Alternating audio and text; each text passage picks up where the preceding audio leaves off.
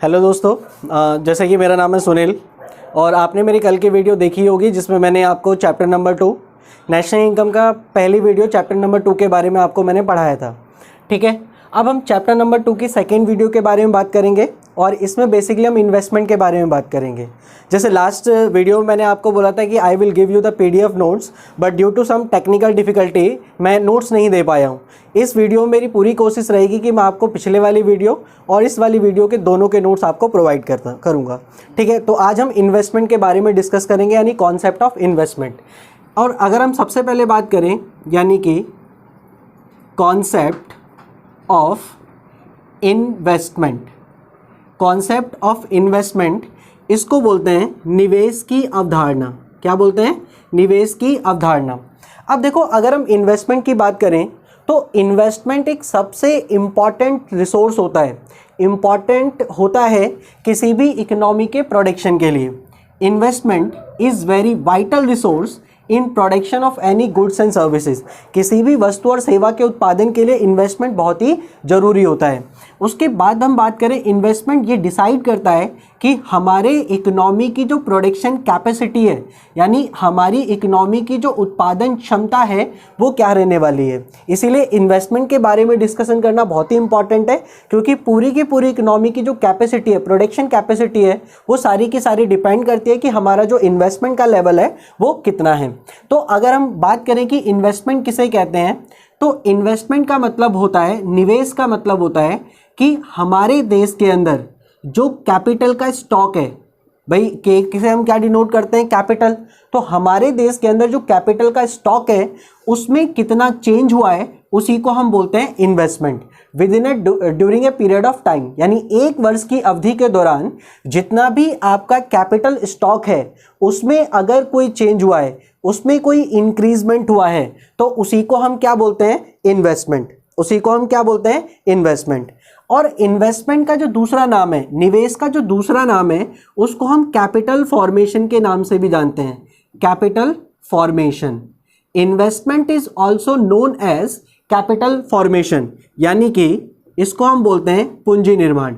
आप जब national income के न्यूमेरिकल करोगे, दोनों में से कोई भी नाम आ सकता है, इन्वेस्टमेंट भी हो सकता है और कैपिटल फॉर्मेशन भी। तो आपको याद रखना है कि दोनों को एक ही नाम से बोला जाता है। अगर हम फर्दर बात करें इन्वेस्टमेंट की, तो investment are classified in 2 parts. Investment को हम 2 पार्ट्स में क्लासिफाई करते हैं। पहला होता है आपका फिक्स इन्वेस्टमेंट। फिक्स इन्वेस्टमेंट यानी इसको बोलते हैं हम स्थिर निवेश। क्या बोलते हैं? स्थिर निवेश। और जो दूसरा आपका होता है वो होता है इन्वेंट्री इन्वेस्टमेंट।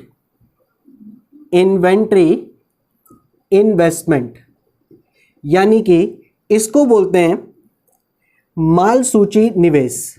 क्या बोलते हैं? माल सूची निवेश। तो हमारे इन्वेस्टमेंट के ये 2 प्रकार हैं। पहला होता है फिक्स इन्वेस्टमेंट, दूसरा होता है इन्वेंट्री इन्वेस्टमेंट। अब फिक्स इन्वेस्टमेंट का मतलब क्या होता है? भाई एक साल में विद इन 1 ईयर हमारे पास जो प्रोड्यूसर है, हमारी इकोनॉमी का जो प्रोड्यूसर है, उसके पास जो फिक्स एसेट हैं, उसके पास जो स्थिर पूंजी है, फिक्स एसेट्स हैं, उसके स्टॉक में जितना भी इंक्रीजमेंट हुआ है उसी को हम बोलते हैं फिक्स इन्वेस्टमेंट। यानी fix investment is refer to increase in stock of fix asset within during a period of time. यानी एक वर्ष की अवधि के दौरान उत्पादक की जितनी भी स्थिर पूंजी में, स्थिर परिसंपत्तियों में वृद्धि होती है उसी को हम बोलते हैं फिक्स इन्वेस्टमेंट। क्या बोलते हैं? Fix investment. अब इस फिक्स इन्वेस्टमेंट को हम दूसरे नाम से भी बोलते हैं। इसका दूसरा नाम होता है फिक्स्ड कैपिटल फॉर्मेशन। क्या बोलते हैं? Fix capital formation. फिक्स मतलब स्थिर, कैपिटल का मतलब पूंजी और फॉर्मेशन का मतलब निर्माण। यानी इसका नाम होता है स्थिर पूंजी का निर्माण। यानी जितना भी हमारे स्टॉक में इंक्रीज हुआ है फिक्स एसेट्स के, that is called fix investment.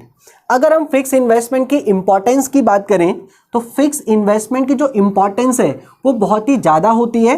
तो उसकी इंपॉर्टेंस क्या है? देखो, सबसे पहला, अगर किसी भी कंट्री के अंदर फिक्स इन्वेस्टमेंट होगा तो इससे जो उत्पादन की क्षमता है, यानी जो प्रोडक्शन कैपेसिटी है, उसमें इंक्रीजमेंट होगा, प्रोडक्शन कैपेसिटी इंक्रीज होगी। भाई अगर प्रोडक्शन कैपेसिटी इंक्रीज हुई है तो उसकी वजह से जो उत्पादन है, आउटपुट है, वो भी ज़्यादा होगा। अगर उत्पादन ज़्यादा है तो उसकी वजह से, उत्पादन ज़्यादा है तो उसकी वजह से हमारी जो इकोनॉमी के अंदर जीडीपी ग्रोथ है, भाई जो जीडीपी ग्रोथ है वो भी क्या होगी, ज़्यादा होगी। और अगर हमारी उत्पादन जीडीपी ग्रोथ ज़्यादा होगी तो उससे जो स्टैंडर्ड ऑफ लिविंग, यानी लोगों का जो स्टैंडर्ड ऑफ लिविंग है, जो रहने की क्षमता है, वो भी क्या हो जाएगी, बढ़ जाएगी। तो फिक्स इन्वेस्टमेंट की ये सारी इंपॉर्टेंस है। इससे प्रोडक्शन कैपेसिटी बढ़ती है, प्रोडक्शन कैपेसिटी बढ़ने के बाद उत्पादन बढ़ता है, उत्पादन बढ़ने से जीडीपी ग्रोथ होती है, और जिसकी वजह से हमारी इकोनॉमी के अंदर जो स्टैंडर्ड ऑफ लिविंग है वो भी क्या हो जाता है, बढ़ जाता है। ठीक है, तो ये था फिक्स इन्वेस्टमेंट के बारे में। Now we are talking about the inventory investment. देखो इन्वेंट्री इन्वेस्टमेंट का मतलब क्या होता है, भाई एक प्रोड्यूसर है, उसके पास कुछ ऐसी वस्तुएं होती हैं जो फिनिश्ड हैं, यानी ऐसी कुछ तैयार वस्तुएं होती हैं लेकिन अभी बिकी हुई नहीं है। तैयार तो हैं लेकिन बिकी नहीं है। कुछ ऐसी वस्तुएं होती हैं जो सेमी फिनिश्ड हैं। सेमी फिनिश्ड का मतलब अर्ध तैयार। कौन सी वस्तुएं, अर्ध तैयार और तैयार।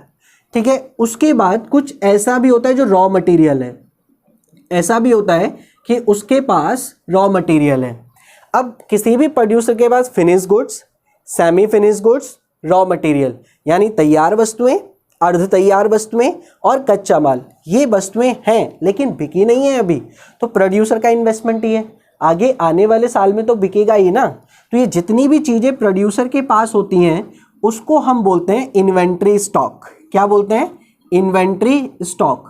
अब इसमें जितना चेंज होता है, इस स्टॉक में जितना भी चेंज होता है, उसी को बोलते हैं इन्वेंट्री इन्वेस्टमेंट। यानी कि इन्वेंट्री इन्वेस्टमेंट का मतलब है change in inventory investment during a year, यानी एक वर्ष की अवधि के दौरान प्रोड्यूसर का जितना भी ये सब चीज़ें हैं, जितना भी इन्वेंट्री स्टॉक है, यानी माल सूची जो स्टॉक है उसमें जितना परिवर्तन होता है, उसी को बोलते हैं हम इन्वेंट्री इन्वेस्टमेंट। और इसकी देखो वैल्यू, इसका जो दूसरा नाम है उसको हम बोलते हैं चेंज इन स्टॉक। क्या होता है, चेंज इन स्टॉक। इसका दूसरा नाम है चेंज इन स्टॉक, यानी कि स्टॉक में परिवर्तन, यानी कि स्टॉक में परिवर्तन। चेंज इन स्टॉक यानी कि स्टॉक में परिवर्तन। अब देखो इसकी वैल्यू कैसे कैलकुलेट होती है। अगर हम इसकी वैल्यू की बात करें कि हम इसकी वैल्यू को कैसे कैलकुलेट करते हैं इन्वेंट्री इन्वेस्टमेंट की, तो वैल्यू जो आपकी कैलकुलेट होती है वो होती है change in stock is equal to closing stock minus opening stock. Closing stock minus में ओपनिंग स्टॉक, इसको बोलते हैं अंतिम स्टॉक और इसको बोलते हैं प्रारंभिक स्टॉक। अब आपके पास जो अंतिम स्टॉक है उसमें से प्रारंभिक स्टॉक को अगर माइनस किया जाएगा तो हमारे पास जो वैल्यू बचेगी उसको बोलते हैं चेंज इन स्टॉक। जैसे भाई मान लो कि आपके 2019 में क्लोजिंग के टाइम में आपके पास जो वैल्यू थी, ये वैल्यू थी 2000 की, और आपने जब बिजनेस 2019 में ओपन किया था उसके बाद था आपके पास 1000। तो इस साल आपका कितना इन्वेस्टमेंट हुआ है, 1000। कितना इन्वेस्टमेंट है, 1000। तो इसी को हम बोलते हैं चेंज इन स्टॉक, यानी इस बार हमारा इन्वेंट्री इन्वेस्टमेंट कितना है, 1000। ठीक है भाई, ठीक है। उसके बाद देखो हमारे पास एक इम्पॉर्टेंट कॉन्सेप्ट होता है इन्वेस्टमेंट के अंदर ही, उसको बोलते हैं हम डेप्रिसिएशन। क्या बोलते हैं, डेप्रिसिएशन। उसको बोलते हैं सिंपली डैप, यानी डेप्रिसिएशन। हिंदी में इसका नाम है मूल्यह्रास। भाई जैसे आपको पता होगा कि आपके घर में या प्रोड्यूसर है, उसके पास अगर कोई भी फिक्स एसेट्स है, जब उसको प्रोडक्शन के लिए यूज़ करेगा वो, तो उसकी वैल्यू सेम तो रहने वाली नहीं है। भाई मान लो एक मशीन 1 लाख की खरीदी गई है, अब उसकी 2 साल बाद वैल्यू कितनी रहेगी, 1 लाख तो रहने वाली नहीं है, क्योंकि इन प्रोसेस ऑफ प्रोडक्शन उसकी जो वैल्यू है उसका लॉस होता है। जो वैल्यू उसकी, जो उसका मूल्य की हानि होती है, उसी को हम बोलते हैं डेप्रिसिएशन। भाई डेप्रिसिएशन का मतलब है loss of value of fix assets, यानी स्थिर पूंजी के मूल्य की जो हानि होती है उसी को हम बोलते हैं डेप्रिसिएशन। अब ऐसा क्यों होता है भाई, नॉर्मल वियर एंड टीयर हो सकता है, यानी सामान्य टूट फूट के कारण ऐसा पॉसिबल हो सकता है कि नॉर्मल टूट फूट हो गई।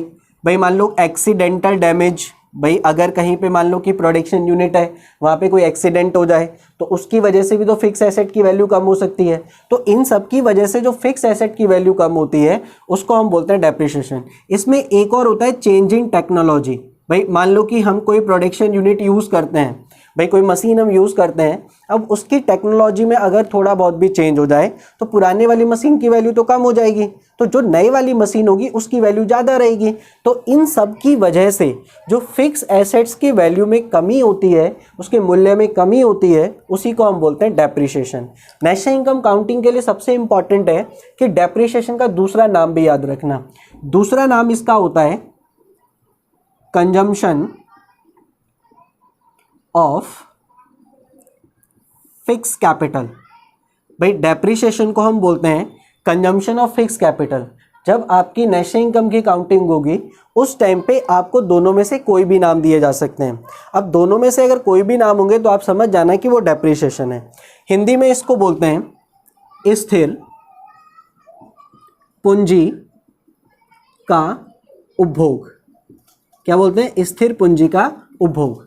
तो ये जो पूरा के पूरा कॉन्सेप्ट है that is all about the investment, जिसमें हमने पढ़ा कि इन्वेस्टमेंट दो तरीके के होते हैं, फिक्स इन्वेस्टमेंट और इन्वेंट्री इन्वेस्टमेंट। फिक्स इन्वेस्टमेंट वो जो फिक्स एसेट्स में होता है, इन्वेंट्री इन्वेस्टमेंट वो जैसे भाई कोई फिनिश गुड्स है, कोई सेमी फिनिश गुड्स है, कोई रॉ मटेरियल लेकिन बिना बिके है, तो उन सबको बोलते हैं इन्वेंट्री इन्वेस्टमेंट। एक लास्ट कॉन्सेप्ट है हमारा जिसके बाद ये वीडियो खत्म होगी, उसमें हम पढ़ेंगे ग्रॉस और नेट कॉन्सेप्ट ऑफ इन्वेस्टमेंट। भाई जैसे मान लो कि अगर हम नेट इन्वेस्टमेंट की बात करते हैं, नेट इन्वेस्टमेंट, तो नेट इन्वेस्टमेंट की वैल्यू किस तरह से कैलकुलेट होती है? इसको बोलते हैं निवल निवेश। क्या बोलते हैं? निवल निवेश। इसका फॉर्मूला होता है ग्रॉस इन्वेस्टमेंट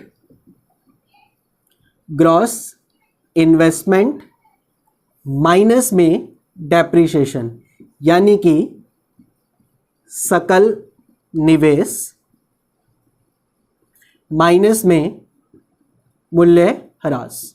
यानी कि अगर आपके पास कभी भी ग्रॉस इन्वेस्टमेंट गिवन है, उसमें से अगर आप नेट इन्वेस्टमेंट माइनस कर दोगे, नहीं, अगर आपका ग्रॉस इन्वेस्टमेंट है उसमें से अगर आप डेप्रिसिएशन यानी सकल निवेश में से मूल्य ह्रास माइनस करोगे तो आपके पास नेट इन्वेस्टमेंट आ जाएगा।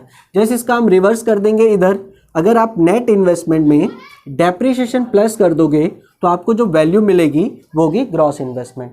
तो ये आपका है सारा इन्वेस्टमेंट के बारे में। उसके बाद हम आगे नेक्स्ट वीडियो में फ्लो और स्टॉक के बारे में पढ़ेंगे। कमेंट सेक्शन में लिखना कि वीडियो कैसी है और इसको लाइक और सब्सक्राइब करना। ठीक है, थैंक यू सो मच।